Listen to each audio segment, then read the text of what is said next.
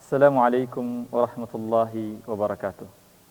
Alhamdulillahi wa kafa, wassalatu wassalamu ala nabiyil mustafa, nabina Muhammad ibn Abdillah wa ala alihi wa sahbihi wa man wala. Amma ba'd. Jamaah yang dirahmati Allah subhanahu wa ta'ala, kembali kita memuji dan bersyukur kepada Allah atas segala limpahan nikmat dan karunia yang Allah subhanahu wa ta'ala berikan kepada kita. Tanpa adanya nikmat dari Allah Subhanahu wa taala, belum tentu di malam hari ini kita bisa melanjutkan kajian kita terhadap kitab Salasatul Usul, ya, meskipun hanya lewat online. Jamaah yang dirahmati Allah Subhanahu wa taala, setiap hari yang berlalu dari hidup kita, setiap jam yang kita lewati, setiap hembusan nafas kita, setiap mata kita membuka dan menutup, itu semua adalah nikmat dari Allah Subhanahu wa taala, dan banyak sekali nikmat yang Allah berikan kepada kita sampai Allah mengingatkan kita, wa in ta'uddu ni'matallahi la tuhsuha. Jika kalian berusaha untuk menghitung nikmat Allah Subhanahu wa taala, maka kalian tidak akan sanggup untuk menghitungnya. Jamaah yang dirahmati Allah, salawat dan salam semoga tetap terkirimkan kepada junjungan kita, Nabi kita Nabi Muhammad sallallahu alaihi wasallam, beserta seluruh sahabat, keluarga, dan setiap orang yang berusaha mengikuti sunnah-sunnah beliau hingga hari kiamat nanti. Pada malam hari ini kita kembali melanjutkan kajian kita terhadap kitab Salasatul Usul. Pada pekan yang lalu kita sudah membahas tentang kehidupan Nabi Muhammad sallallahu alaihi wasallam sampai beliau wafat, ya, beliau hijrah ke Madinah, kemudian menerapkan syariat secara totalitas, secara sempurna di Madinah, dan sampai beliau wafat sallallahu alaihi wasallam. Hari ini kita masuk ke bagian-bagian terakhir dari kitab, 3 landasan pokok. Penulis rahimahullah berkata, "Wan nasu idza matu yub'atsun."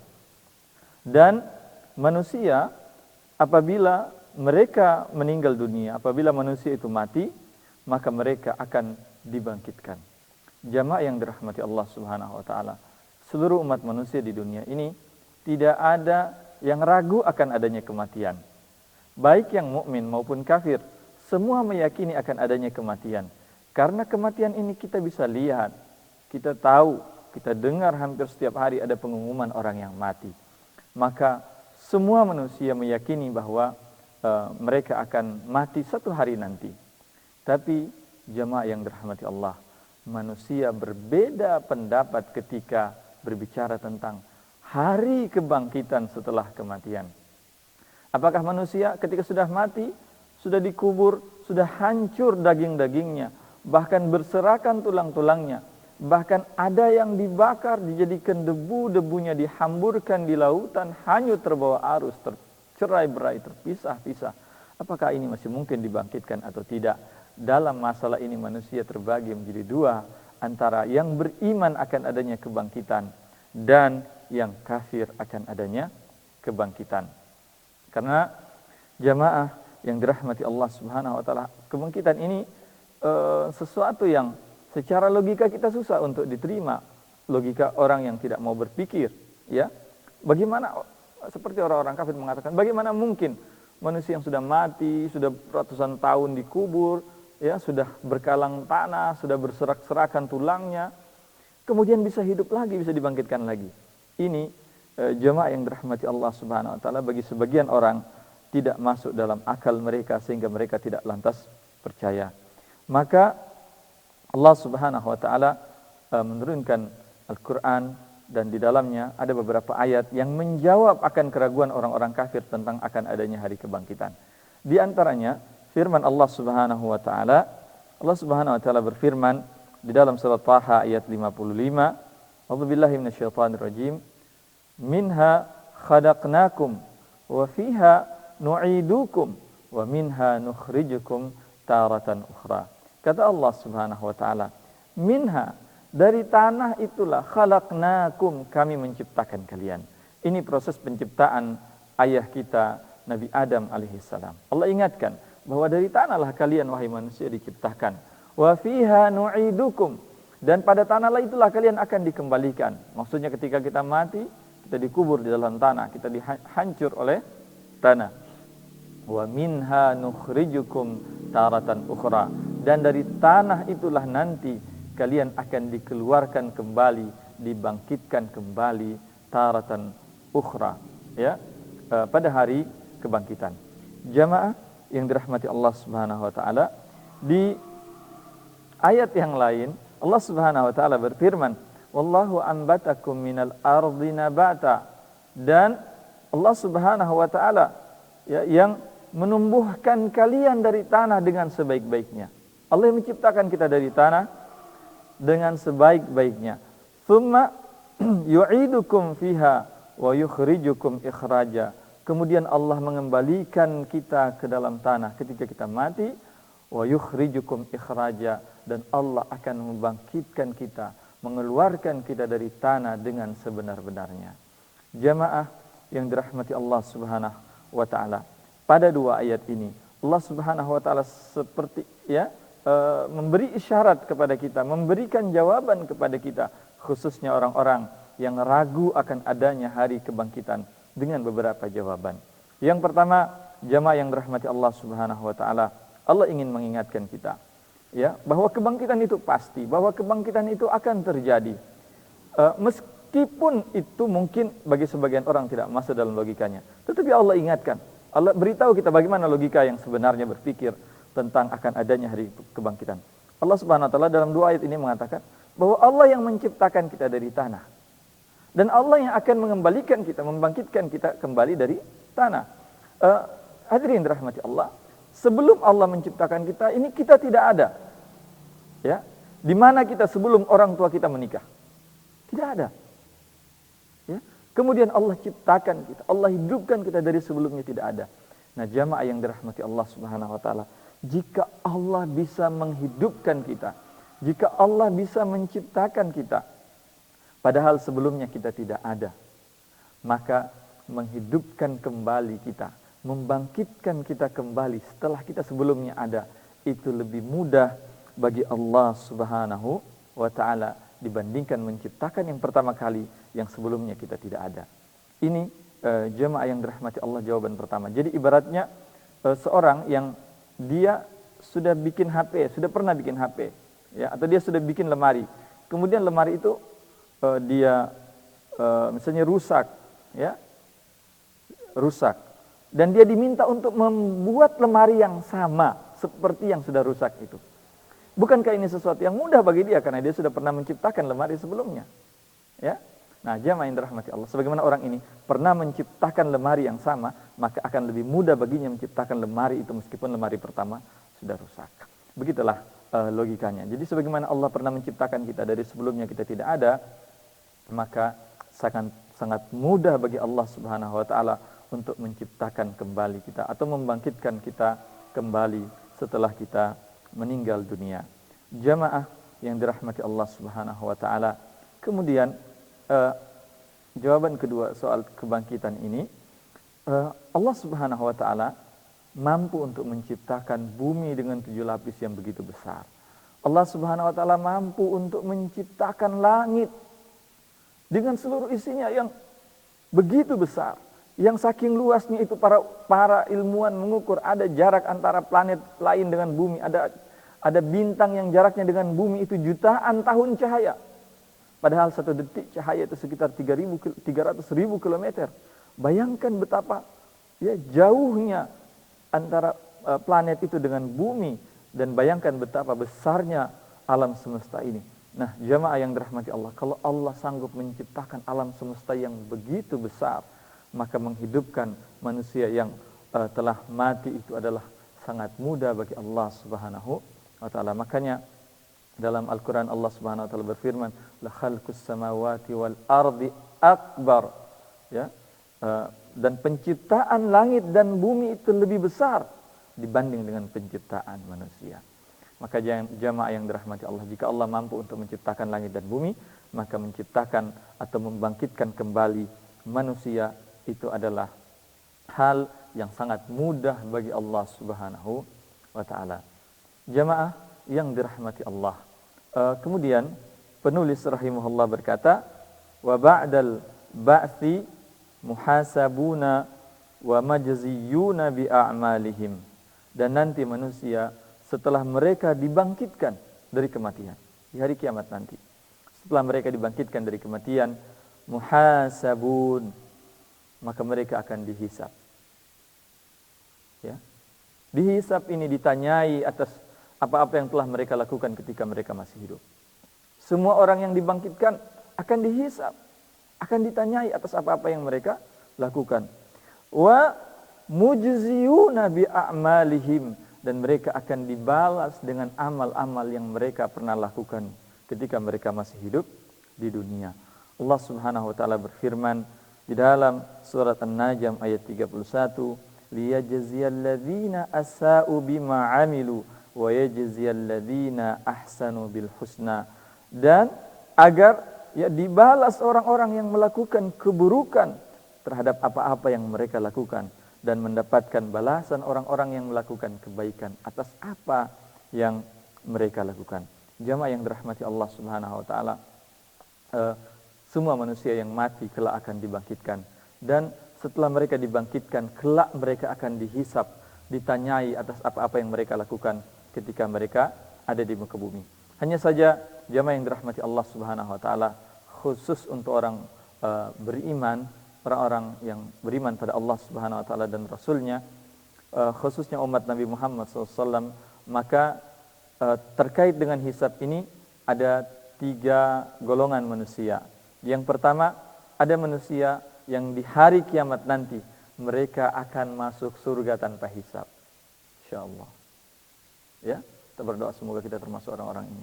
Meskipun mereka jumlahnya terbatas, 70.000 orang sebagaimana disebutkan dalam hadis, ya, ada 70.000 orang di antara umat Nabi Muhammad yang masuk surga tanpa hisab dan tanpa azab. Masya Allah. Ya, benar akan ada hisab nanti di hari kiamat. Tapi ada golongan umat Nabi Muhammad yang ketika meninggal dunia mereka tidak dihisab, masuk surga tanpa hisab. Ini golongan pertama dari umat Nabi Muhammad Sallallahu Alaihi Wasallam. Golongan yang kedua, jemaah yang dirahmati Allah Subhanahu wa taala, adalah orang-orang yang mereka dihisab tapi hisabnya hanya ringan. Hanya ditampakkan apa yang mereka pernah lakukan ketika mereka di bumi. Tidak ditanya detail, tidak diinterogasi dengan yang lama.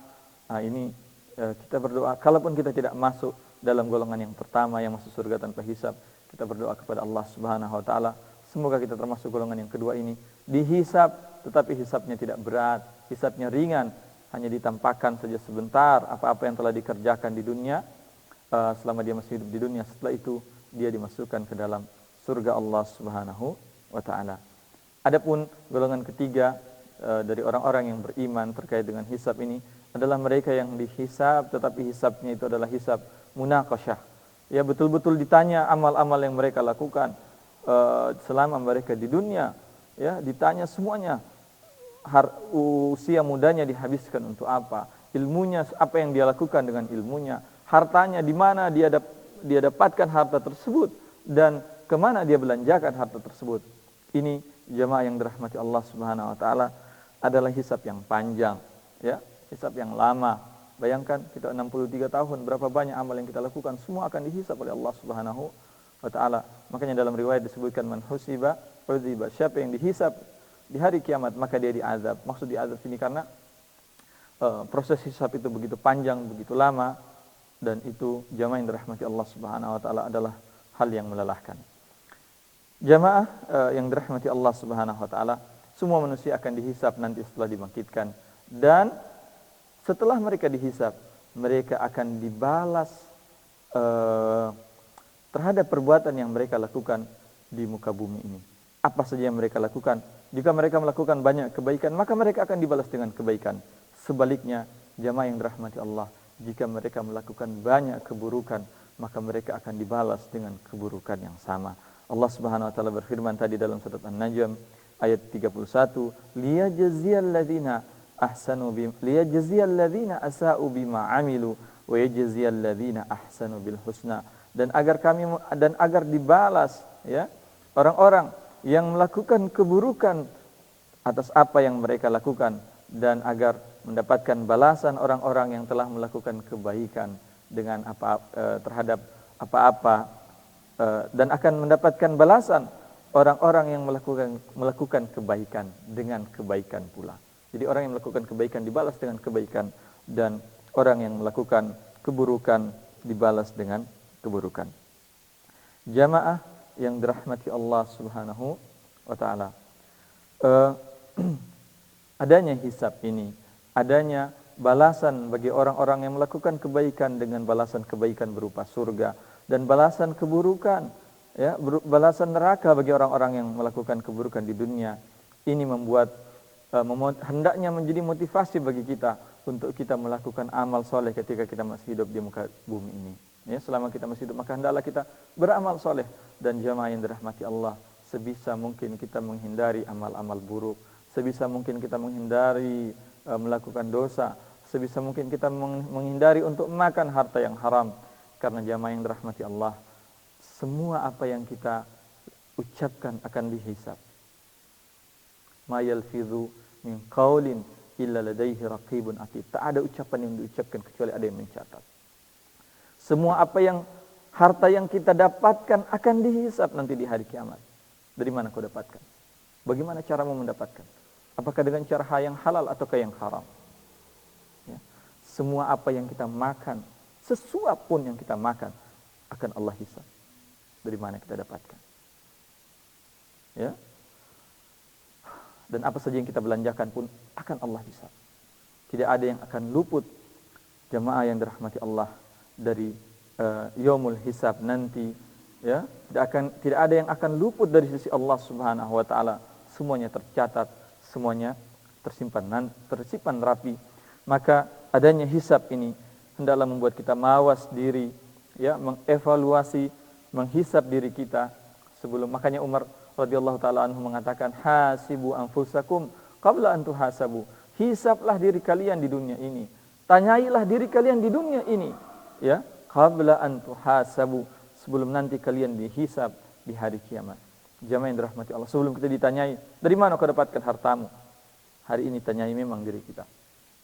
Apakah pekerjaan yang saya lakukan ini halal ataukah haram? Apakah harta yang saya dapatkan ini halal ataukah ada syubhat di dalam, ada hal-hal yang Allah haramkan?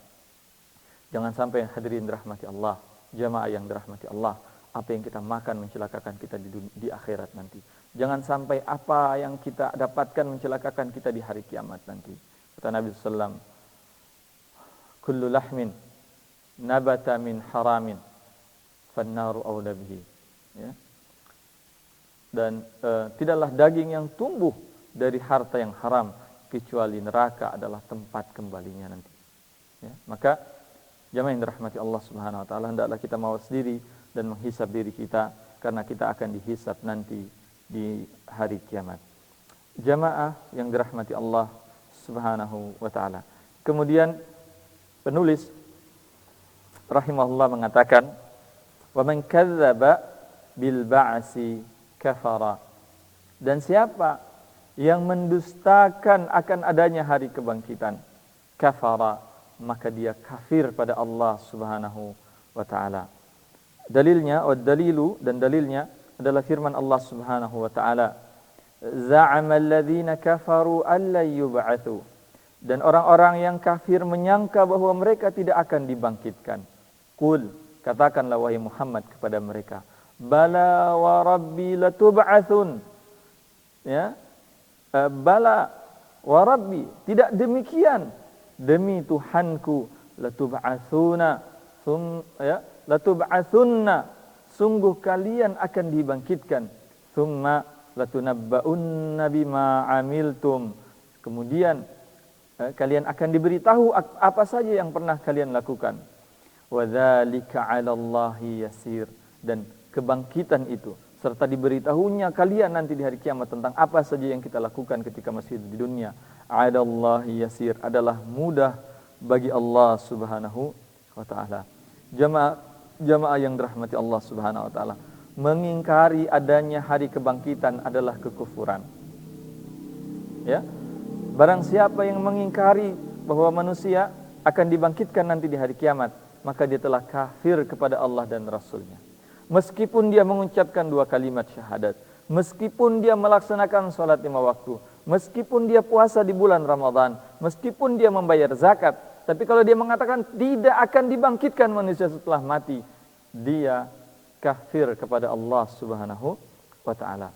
Jamaah yang dirahmati Allah Subhanahu wa taala, mengapa orang yang mengingkari hari kebangkitan ini hukumnya kafir meskipun dia bersyahadat, meskipun dia sholat, meskipun dia puasa? Jawabannya ada beberapa jawaban. Yang pertama,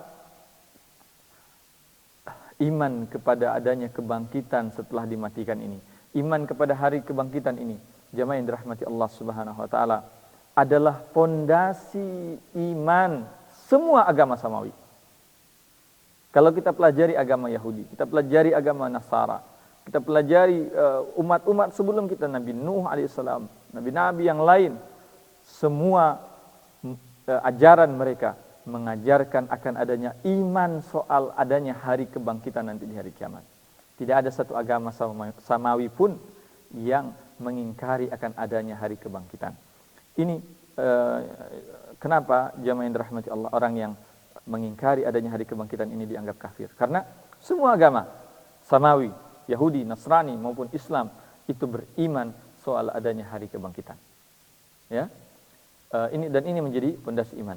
Makanya jamaah yang dirahmati Allah Subhanahu wa taala, pun dalam agama kita, ini jawaban kedua, ya, kenapa orang yang mengingkari adanya hari kebangkitan kafir? Karena dalam rukun iman kita yang 6, salah satu rukun iman yang 6 itu adalah antu'mina wa antu'mina bil yaumil akhir, dan hendaklah engkau beriman dengan hari akhir. Sebagaimana yang kita bahas pada pekan-pekan sebelumnya, bahwa di antara bagian dari iman kepada hari akhir adalah mengimani soal adanya hari kebangkitan. Ya, di antara bentuk iman kepada hari akhir adalah beriman akan adanya hari kebangkitan. Yang ketiga, jemaah yang dirahmati Allah Subhanahu wa taala, kenapa orang yang mengingkari adanya hari kebangkitan dianggap kafir pada Allah Subhanahu wa taala? Karena di dalam Al-Qur'an banyak sekali ayat-ayat yang menyebutkan akan adanya hari kebangkitan.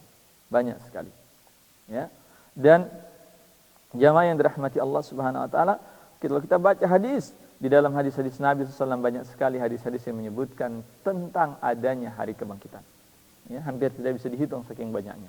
Nah, maka kalau ada yang mengatakan saya beriman kepada Allah, saya beriman kepada Rasulullah, lantas dia tidak beriman kepada hari akhir, dia tidak beriman akan adanya kebangkitan, ini sama saja dia mendustakan Allah Subhanahu wa taala. Ini sama saja dia tidak percaya kepada Nabi Muhammad sallallahu alaihi wasallam. Maka orang ini disebut sebagai orang yang kafir kepada Allah Subhanahu wa taala. Jemaah yang dirahmati Allah Subhanahu wa taala, maka hendaklah kita beriman akan adanya hari kebangkitan, bahwa nanti setelah mati kita akan dibangkitkan. Ya, bahwa setinggi apapun jabatan kita di dunia ini, sebanyak apapun harta kita di dunia ini, semulia apapun kedudukan kita dan dihormati kita di dunia ini, kelak suatu hari kita akan meninggal dunia, dan kelak kita akan dibangkitkan, dan kelak kita akan dihisab oleh Allah Subhanahu wa taala, dan akan dibalas atas apa saja yang pernah kita lakukan di muka bumi.